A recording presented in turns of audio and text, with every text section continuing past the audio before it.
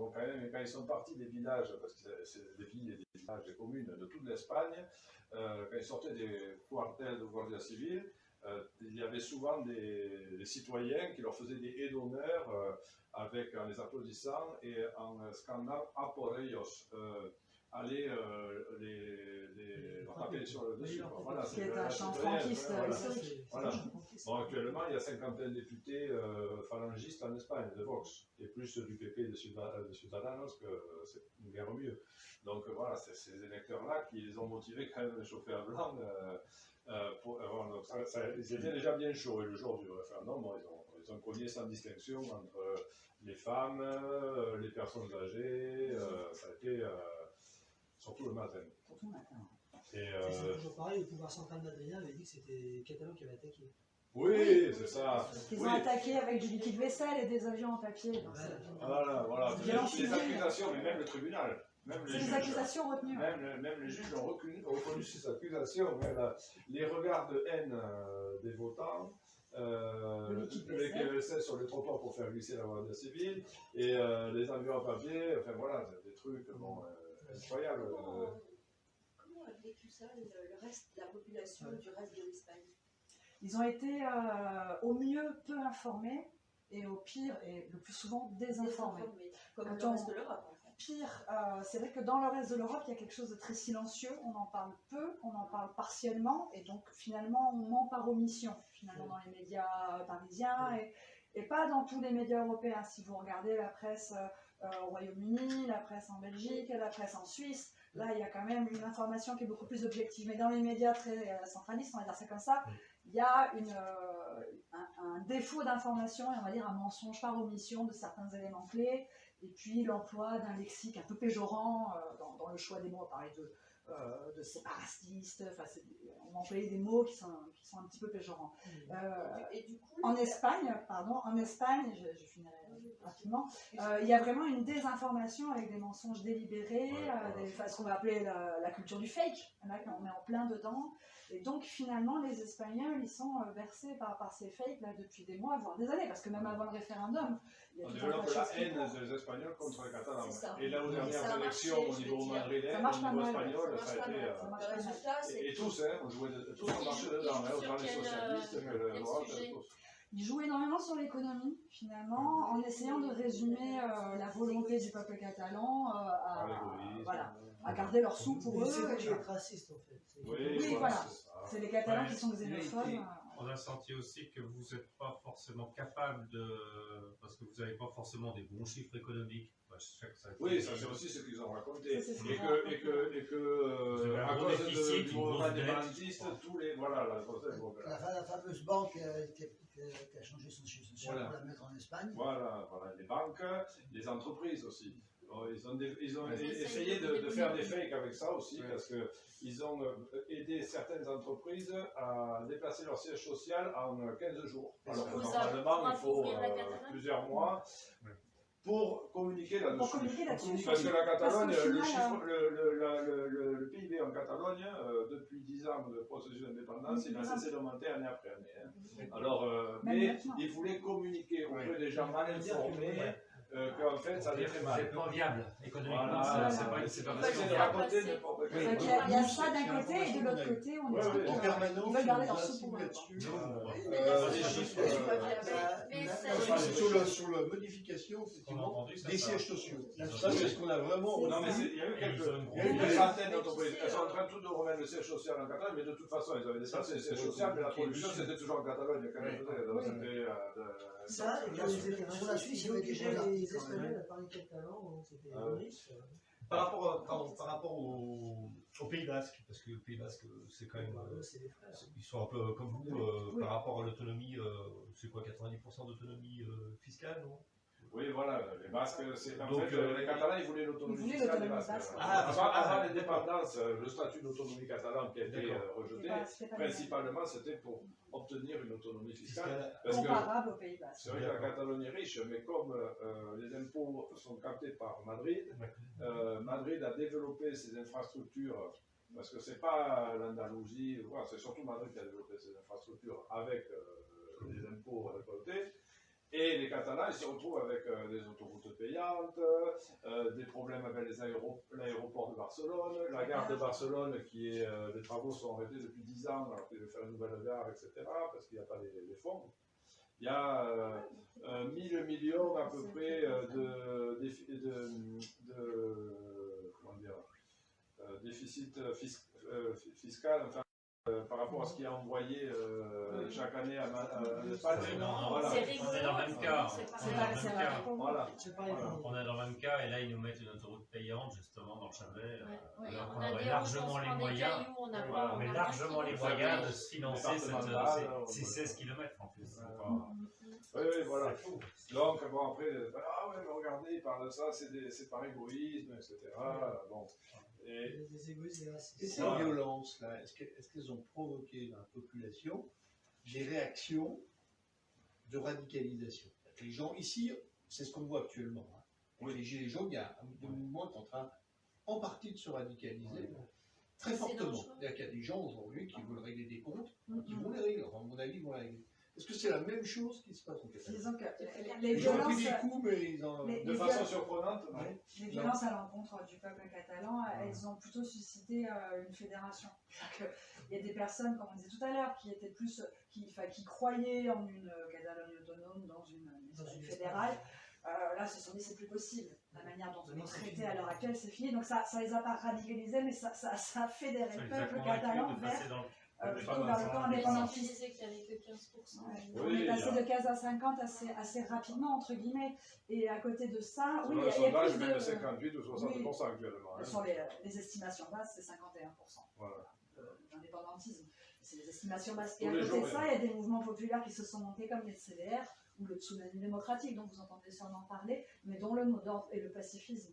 Voilà. Et ça revient. Il y avait le match Barcelone et Madrid, il y a eu le tsunami démocratique qui a organisé un truc, mais c'était le principal, le match du Barça, le principal mot d'ordre, c'était pacifisme. Le mot d'ordre, c'est ça, il n'y a pas d'action violente. Les Basques ont été violents pendant longtemps. Voilà. Oui. Et ils en sont traumatisés aussi. Donc, voilà. Les Catalans, ils ne veulent pas une guerre pendant 40 ans contre l'Espagne. Ils ne veulent pas s'embarquer là-dedans. Ils ont choisi l'autre option et ils en voudront quand même pas se poser des questions parce que les Basques, ils ont été violents effectivement, mais ils ont quand même obtenu une grande autonomie. Voilà. Donc, ils ont leur propre police. À un moment, tu te dis, mais si enfin on devient. Peut-être qu'on obtiendra. Mais ils pensent obtenir les Catalans de façon plus rapide. Le problème avec la violence, c'est que tu ne sais jamais où ça va. Et même sans violence, ils sont accusés de violence, imagine. Et la répression, parce qu'on les a mis en prison pour des intentions de violence, quand même, les organisateurs de manifestations. Alors, et donc, tu nous disais ce soir, il y a une décision qui était prise par l'Europe. Voilà, parce que bon, il y a la répression policière, après il y a eu la répression judiciaire. La répression judiciaire, ça a été de mettre en prison préventive pendant 2 ans avant les sentences, non, on dit les verdicts, ouais, parce que sentence, c'est un catalan, verdict du tribunal espagnol, donc préventive sur 9 personnes, 7 ministres et 2 chefs responsables associatifs, plus 2000 personnes à peu près en Catalogne poursuivies par la justice quand même. Hein. Mais là, c'est les tribunaux régionaux. Mais régionaux, voilà, sur la Catalogne. Mais c'est quand même des tribunaux qui marchent aux ordres de l'État. Hein. Et donc 800 maires à peu près sur les 900 et quelques maires qui sont en Catalogne, parce qu'il faut avoir accepté de faire voter. Hein. Et 90% des maires sont poursuivis. Quoi. Et donc, il y a eu quand même, alors qu'ils étaient en prison préventive, des candidats aux européennes en exil, 2 qui ont été élus en exil, Puigdemont et Comín, le président en exil et le ministre Comín, et le premier ministre Junqueras, qui était lui en prison, qui était aussi candidat sur une liste aux européennes. Ils ont été tous élus, avec plusieurs millions d'électeurs. Mais ils ont été élus donc, juste avant l'été. Mais ils ont pas, le Parlement européen ne les a pas laissés rentrer au Parlement parce que l'Espagne a dit il faut qu'ils viennent en Espagne jurer sur la Constitution espagnole pour pouvoir être député européen, pouvoir siéger. Et l'Europe, parce que quand même, dans le Parti populaire européen et même le Parti socialiste européen, qui sont les deux à tenir finalement le Parlement, même bon, si ça s'est un peu réparti les votes maintenant un peu, mais bon, ils sont quand même toujours très plus là. Et il y a beaucoup qui soutiennent l'Espagne, évidemment, c'est les États qui tiennent l'Europe, c'est l'Europe des États. Donc ils ont laissé faire.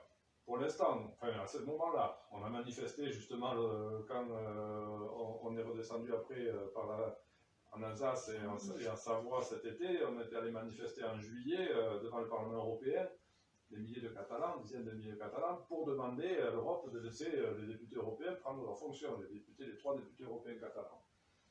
Et avec Juncker, lui, il était en prison. Les autres, ils étaient en exil, on leur demandait d'aller à Madrid de jurer sur la Constitution, mais il faut les mettre en prison, évidemment, ils l'ont pas fait. Juncker, ses avocats ont porté l'affaire devant le tribunal européen, et aujourd'hui, la sentence du tribunal européen a donné l'immunité parlementaire à Juncker et a dit qu'en fait, il était député européen depuis le jour où on a compté les voix et qu'il a été, voilà. L'histoire de la Constitution espagnole, enfin, autre chose. Il est député européen, c'est un Européen qui se présente aux élections, c'est pas un Espagnol, c'est un Européen. Il est député européen depuis le jour où il a été élu. Et donc, à l'heure actuelle, ça c'était ce matin, tribunal européen, à l'heure actuelle, tous les porte-paroles, tous les partis du Parlement de Catalogne, et même au-delà au niveau européen, tout le monde demande à l'Espagne de libérer Juncker immédiatement, et même le président du Parlement européen. C'est le président du Parlement européen, sonne l'Espagne, mettre en application voilà. On parle de Juncker, mais il n'y a pas que lui aujourd'hui. Il y a Puigdemont et Comines aussi. Oui, bon, ils sont pas, lui, ils vont pas ils demandent de libérer Juncker. Oui. Mais maintenant, voilà, Puigdemont et Comines, ils ne sont pas en prison, mais comme maintenant ils ont l'immunité parlementaire, bientôt, parce qu'il faut quand même que le Parlement européen valide l'arrêt du tribunal européen. Ça peut prendre quelques semaines, quelques mois. Il pourra venir en Espagne et on ne pourra pas le mettre en prison parce qu'il aura l'immunité parlementaire. Alors là, aujourd'hui, c'est une grande claque au gouvernement et à la justice, entre guillemets, espagnole. On est plutôt en joie.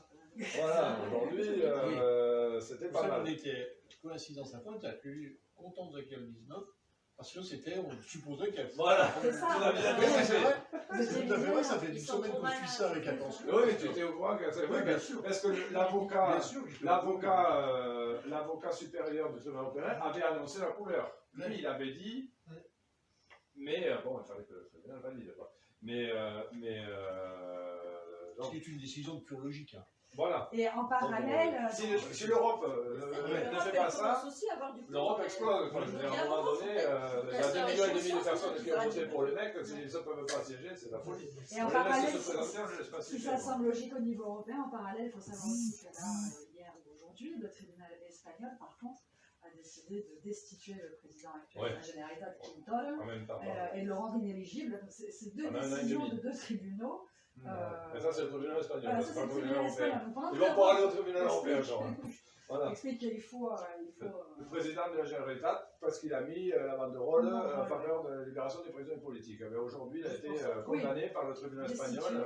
Donc il va faire appel. Voilà, il n'est pas en office. Enfin, ils ne vont pas le dégager d'office. Il fait appel, ça peut durer 1 an et demi. Hein. Parce qu'il avait une... Le sang franquiste coule encore. Complètement. Mais il n'y a pas eu de purge du franquisme en Espagne. Ça, c'est quelque chose qu'on sait assez peu. Il y a encore des secteurs espagnols qui sont franquistes, parce que lorsque j'étais sur le chemin de Saint-Jacques, il y a des places Franco. Mais complètement, il y a même une fondation Franco. Oui, il y en a encore la fondation Franco qui est financée par l'État espagnol. Et là, la dépouille de Franco a été déplacée parce qu'ils se sont quand même aperçus qu'au bout d'un moment, c'était un petit peu beaucoup indécent. Et elle a été déplacée avec les hélicoptères de l'État, les militaires, l'aide d'honneur militaire à la famille de Franco. Enfin voilà, c'est comme. Il y a un soutien les militaires en plus en Espagne. Bon, et comme on le disait, après la chute, après la mort de Franco, il n'y a pas eu de purge du franquisme. Il y a eu la loi d'amnistie. Il y avait toujours militaire et un curé de Franco quand même. Il y a eu la loi d'amnistie où on se dit, voilà, bon, on libère tous les prisonniers politiques, républicains, basques, catalans, etc. Mais on ne fait rien au franquisme non plus. Donc il n'y a eu aucun procès à l'issue du franquisme, de la transition démocratique. C'est pas net, c'est pas simple. Oui. Donc ils sont toujours en garde, notamment dans le judiciaire, et c'était les mêmes avec un différent, c'est tout. On peut boire un coup. Oui, voilà. Il y a quand même quelque chose qui m'interpelle, c'est la motivation du peuple catalan sud. On ferait un référendum sur la réunification, ou du moins des rapprochements de la Catalogne Nord à la Catalogne Sud. Je suis pas sûr que catalan côté français soit aussi... On n'en est pas là du tout. Oui, voilà, mais c'est ça. Mais qu'est-ce qui fait que... Parce que nous, ça nous intéresse. Bon, malgré tout, on n'a pas raconté le début, parce que le 1er octobre 2017, si en Catalogne Sud ils peuvent voter, c'est parce que les urnes et les bulletins de vote étaient en Catalogne Nord. Étant Catalogne Nord. Oui, il y a eu un soutien en Catalogne Nord. Il y a un sentiment fraternel. Quand même, une minorité. Ah, Et là, actuellement, Puigdemont, qui est maintenant qui est à l'immunité parlementaire en tant que député européen, a annoncé qu'il viendrait prochainement à Perpignan. Bon, il n'a pas mis pour l'instant un pied en France, il a tourné partout dans le monde, mais il n'a pas mis pour l'instant un pied en C'est une France. sage décision pour ça. Voilà, parce qu'en France, on l'aurait tout de suite envoyé en Espagne, il serait même pas passé par la case tribunal. Parce qu'en Allemagne, quand il a été C'est arrêté, l'Espagne, on l'a même. Comment dirais-je, ça enlève une grosse épine au gouvernement belge, qui n'a jamais pris de décision, mais qui ne voulait pas les... Qui a refusé d'extrader. le gouvernement n'a pas pris de décision, les tribunaux, oui, par contre. Ils ont Ils refusé. ont refusé les deux demandes d'extradition. Les Allemands aussi, d'ailleurs. Les Allemands. Le tribunal allemand, il a été arrêté, il a passé 2 mois en prison. Ils ont refusé l'extrader. En France, ils ne sont même pas passés par le tribunal. Oui, En Suisse, il a fait Les Français donc, qu'on en fait, démocrate, ça se devant l'éternel. il m'a échappé là. Pour des raisons politiques, La sédition. ouais. Le mot sédition, quel sens? Ça n'a pas de sens. Voilà. Ils ont même Ils ont refusé dit- d'examiner la demande, de toute façon. Ils sont condamnés pour sédition. J'avoue de ne pas savoir ce que ça veut dire. Ce qui est curieux dans cette affaire-là, quand même, c'est que le gouvernement espagnol réagit par la violence extrême. Bon, qui est inutile en plus. Bah oui, Parce qu'il suffisait de dire votre référendum est illégal, Il avait fait on en n'en parle 2014. plus. Voilà. Voilà, Et on ne comprend pas pourquoi. C'est ce qui se passe sur le sol français aujourd'hui, là. Avec les violences qui sont menées en permanence, chez nous, vous avez fait partie des gilets, enfin, de manifester avec les gilets jaunes, devant même, je dirais, devant eux, puisqu'ils nous ont suivis. On s'est battu pour ça, et c'est vrai que nous sommes très très étonnés par ces réactions qui sont aujourd'hui bien ancrées et qui sont vraiment un retour en arrière. Et on retrouve ça hier, en en France, en Espagne. Oui, tout à fait. On peut aller faire un tour du monde. C'est très étonnant ça. Là, on est dans la constatation de l'état actuel. Maintenant, moi, je vais jouer la candide. Je vais dire, le monde est merveilleux et vous obtenez votre indépendance. Concrètement, ça fait quoi? Qu'est-ce que vous faites? Et quels seront vos rapports avec l'État espagnol? Concrètement, quelqu'un qui n'est catalan, qu'est-ce qu'il y gagne? Et quelqu'un qui est espagnol, quels seront ses rapports avec les Catalans? Disons que les Catalans, enfin déjà les chefs représentants du gouvernement catalan ont fait des propositions. Ça, c'est autour de la table avec le gouvernement espagnol que ça. Eux, ils ont proposé, mais de toute façon, en face, ils n'avaient personne. Donc, pour l'instant, on ne peut pas dire. Ils ont proposé que tout le monde pouvait avoir la double nationalité, déjà, les Catalans. Que ceux qui avaient la nationalité espagnole pouvaient la garder et avoir aussi la nationalité catalane. Ils ont proposé de prendre une partie de la dette espagnole. Voilà. C'est pas eux qui ont contracté, les Espagnols. Ils ont proposé beaucoup de choses, mais en face, comme il n'y a pas de dialogue. Hier, à Barcelone, au Camp Nou, le slogan de Tsunami démocratique, c'était à l'Espagne, asseyons-nous et parlons. C'est ça ce que demandent les Catalans. Donc pour l'instant, eux, ils ont proposé des choses, mais comme en face, ils n'ont eu personne, c'est difficile. Voilà. Parce qu'en fait, l'Espagne ne veut pas vous lâcher parce que vous avez. C'est un coup aux d'or. Ouais. Voilà, et puis il y a toute cette façade maritime qu'ils ne veulent pas faire, j'imagine. Bien sûr. Oui, et c'est 27% du PIB espagnol. Déjà qu'ils ont perdu le Portugal. Et en plus, voilà, c'est les Catalans, parce que là aux îles Baléares et aux Pays Valenciens, que ça fait partie des pays catalans, ils parlent catalan aussi, aux îles Baléares et aux Pays Valenciens. Ah ouais? Ça représente 11 millions d'habitants au total. Je ne pensais pas que les Baléares. Les Baléares et les Valenciens, ils parlent catalan. C'est la même chose. C'est Perpignan, c'est la capitale du royaume de Majorque. 11 millions sur combien d'habitants en Espagne? 45 ou 46. Ah non, oui, alors Alors, 25% du PIB, alors vous représentez 25% de la population. Finalement, c'est pas si. Ouais. Non, mais c'est une 11 grosse millions, c'est les pays catalans, C'est tous les et là, pays ça catalans. représente presque 42% du PIB. Là.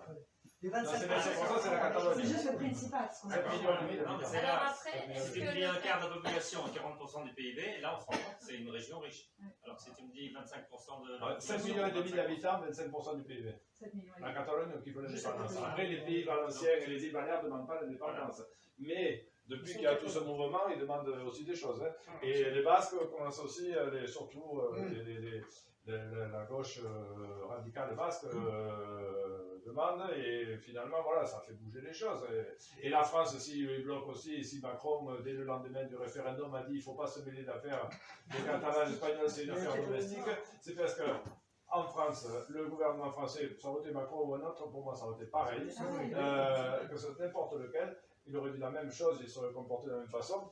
Depuis 1714 et la rentrée à Barcelone, on a bien compris, hein, les Bourbons, bon, en France on leur a coupé la tête, mais ça fonctionne pareil. Hein, le centralisme bourbonique, c'est parce qu'ils ont encore peur en France que les Basques, les Savoisiens, les Catalans, les Occitans. Ils ont raison d'avoir peur. Et alors Moi, alors ça, j'aurais peur. qu'on est à